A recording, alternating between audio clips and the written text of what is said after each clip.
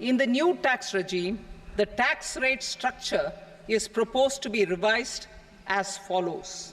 भारत की वित्त मंत्री निर्मला सीतारमण ने सुबह 11 बजे बजट भाषण पेश करना शुरू किया। वित्त मंत्री ने लोकसभा में देश का आम बजट पेश किया। मोदी सरकार के तीसरे कार्यकाल का यह पहला बजट था और इस पर पूरे देश की नज़र थी। पूरे देश को इससे काफ़ी उम्मीदें भी हैं। बजट में आंध्र प्रदेश, बिहार के विकास और युवाओं के रोजगार के लिए बड़े ऐलान किए गए। सरकार ने मिडिल क्लास के लिए भी बड़ा ऐलान किया है। इसके अलावा इसमें कई चीज़ों को सस्ता किया गया है, जिनमें सोने चांदी से बने गहने, कैंसर की दवाइयाँ और चमड़े से बने सामान शामिल हैं। इस साल के बजट में इनकम टैक्स में भारी बदलाव किए गए। निर्मला सीतारमण ने कहा कि सरकार इनकम टैक्स को आसान बनाएगी। वेतनभोगियों का स्टैंडर्ड डिडक्शन बढ़ाकर 35% कर दिया गया। न्यू टैक्स रिजीम के तहत 3 लाख रुपए तक की आमदनी पर कोई टैक्स नहीं लिया जाएगा। वित्त मंत्री ने इनकम टैक्स स्लैब में भी बदलाव की घोषणा की है।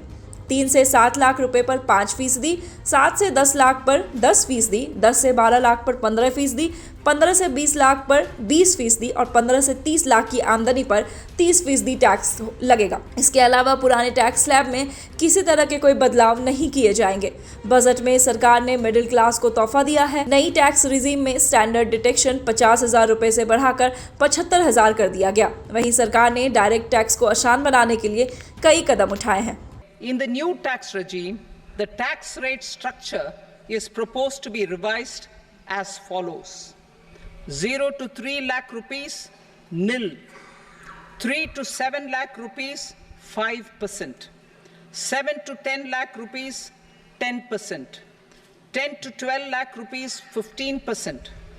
12 to 15 lakh rupees, 20%. And above 15 lakh rupees, 30%. As a result of these changes, a salaried employee in the new tax regime stands to save up to 17,500 rupees in income tax. प्रभातखबर.com, विश्वास वही, रफ्तार नहीं।